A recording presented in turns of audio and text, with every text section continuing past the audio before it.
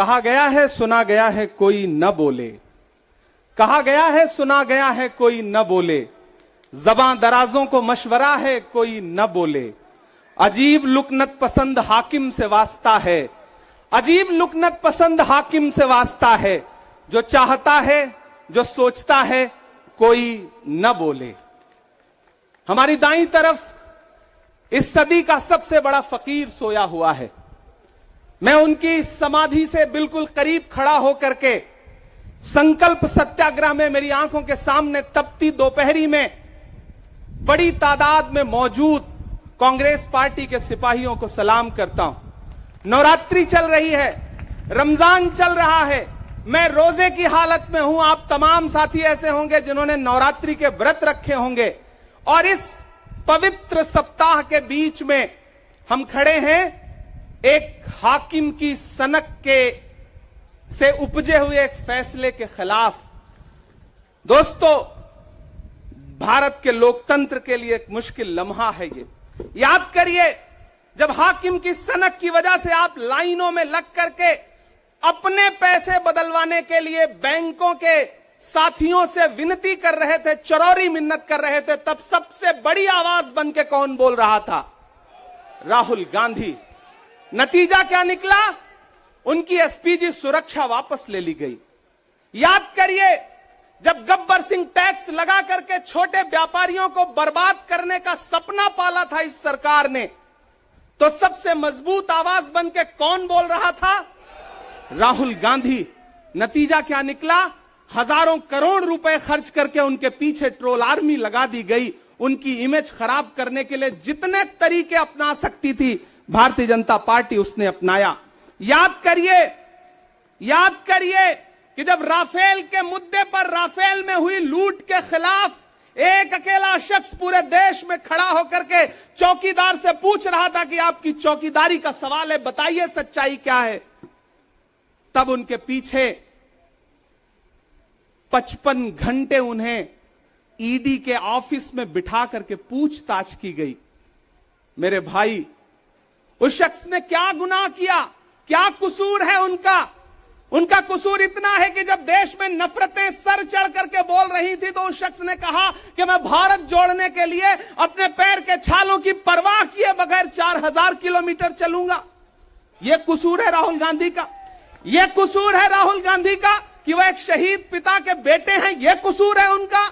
यह कसूर है उनका कि उनकी दादी ने इस देश की मिट्टी के लिए अपने खून का एक एक कतरा कुर्बान कर दिया। यह कसूर है उनका। आज भारतीय जनता पार्टी के लोग हाउस में खड़े होकर के, सदन शुरू होते ही 1 मिनट भी सदन नहीं शुरू हुआ रहता था और खड़े होकर के राहुल गांधी माफी मांगो के नारे शुरू कर देते थे।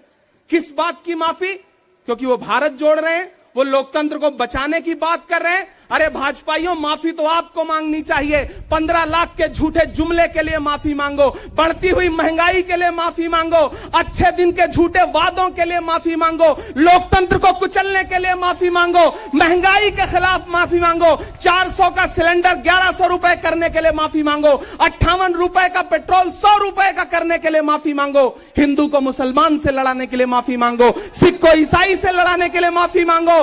माफी तो तुम मांगो। और अगर तुम ये कहते हो कि राहुल गांधी ने विदेश में जाकर के भारत का अपमान किया, तो प्रधानमंत्री जी, मैं आपसे पूछना चाहता हूं कि जब दोहा में, शंघाई में, कैलिफोर्निया में, अमेरिका में खड़े होकर के आप कह रहे थे कि भारत तो सपेरों का देश है, भारत में पैदा होना तो पाप है, प्रधानमंत्री जी, माफी तो आपको मांगनी चाहिए। मैं आज प्रियंका दीदी को सुन रहा था, मेरी आंखों में आंसू थे उनका भाषण सुन करके।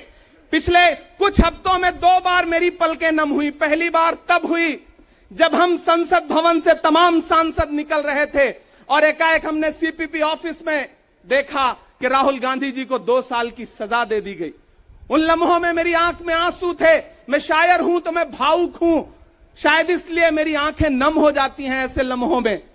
आज जब प्रियंका जी बोल रही थी तो मैं उन्हें सुनकर के भी मैं नम हो गया। यह जुल्म है कि जुल्म को कहता हूं साफ जुल्म। यह जुल्म है कि जुल्म को कहता हूं साफ जुल्म। क्या जुल्म कर रहा हूं? मुझे मार दीजिए। जो जख्म बांटते हैं उन्हें जीस्त पे है हक। मैं फूल बांटता हूं, मुझे मार दीजिए। फिर उसके बाद हिंदुस्तान वालों, फिर उसके बाद शहर में नाचेगा हू का शोर, फिर उसके बाद शहर में नाचेगा हू का शोर। मैं आखिरी सदा हूं, मुझे मार दीजिए। मेरे भाई, इस देश के लोकतंत्र को बचाने के लिए जो सबसे बड़ी आवाज है इस देश के, उसको मारने की, उसको कुचलने की जो कोशिश है, उसके खिलाफ आपको खड़ा तो होना पड़ेगा, आपको बोलना तो पड़ेगा।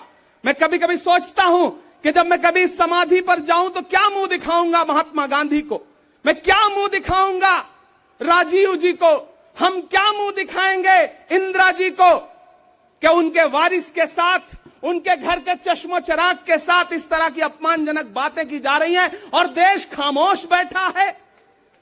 सवाल आपसे है, सवाल यहां बैठे हुए लोगों से नहीं है, सवाल आपसे है जो आप कांग्रेस की मोहब्बत में यहां आए हुए। मैं आपको सलाम करता हूं, मैं जानता हूं आप राहुल गांधी जी से मोहब्बत करते हैं, कांग्रेस पार्टी से मोहब्बत करते हैं, प्रियंका जी के सम्मान में आए हुए हैं, खड़गे साहब के सम्मान में आए हुए हैं, मैं जानता हूं, वरना इस तपती दोपहरी में व्रत रख के, रोजा रख करके कौन परेशान होने के लिए आता। आपको मोहब्बत है पार्टी से, लेकिन नया पाने की चाहत में पुराना छूट जाता है। तुझे अपनाऊं तो मुझसे जमाना रूठ जाता है। मोहब्बत पढ़ने लिखने में बहुत आसान है, लेकिन मोहब्बत को निभाने में पसीना छूट जाता है। मैं जानता हूं कि आप पसीने के बीच भी, आप तपती दोपहरी के बीच भी यहां बैठे हैं। क्यों?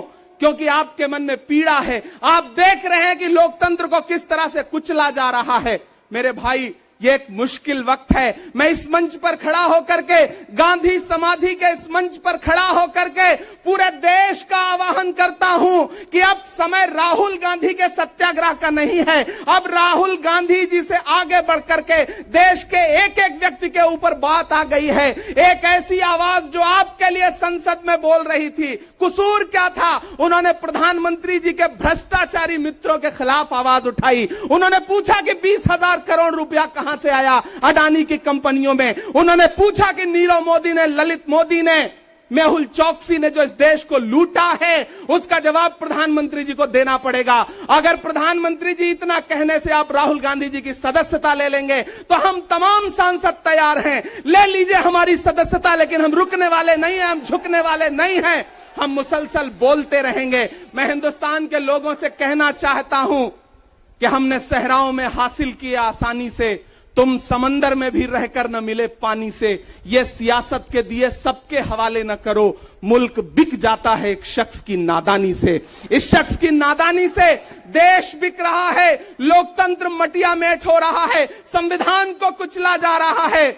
और वो आखिरी सदा जो 7 फरवरी को गूंजी थी पार्लियामेंट में, उसको भी खामोश करने के लिए उसे संसद से निकाल दिया गया है।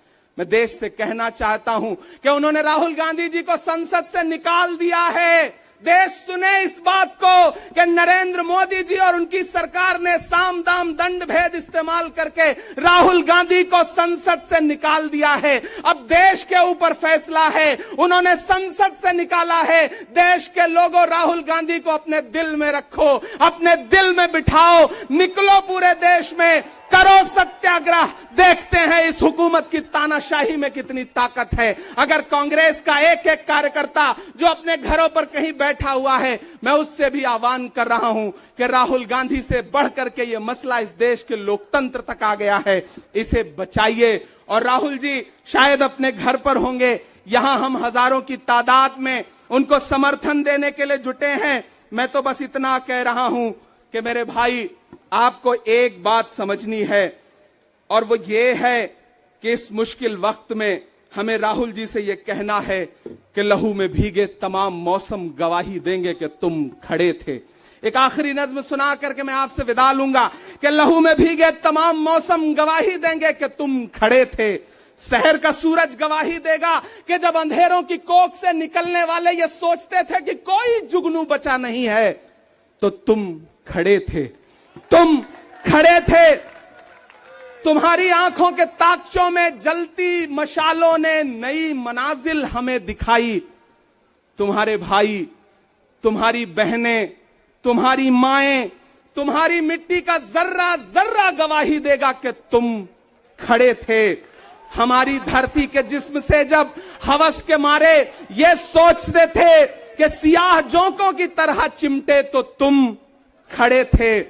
तुम्हारी हिम्मत, तुम्हारी अजमत और इस्तकामत तो वो हिमालय है कि जिसकी चोटी तलक पहुंचना न पहले बस में रहा किसी के, न आने वाले दिनों में होगा। सो आने वाली तमाम नस्लें गवाही देंगी कि तुम खड़े थे, कि तुम खड़े थे।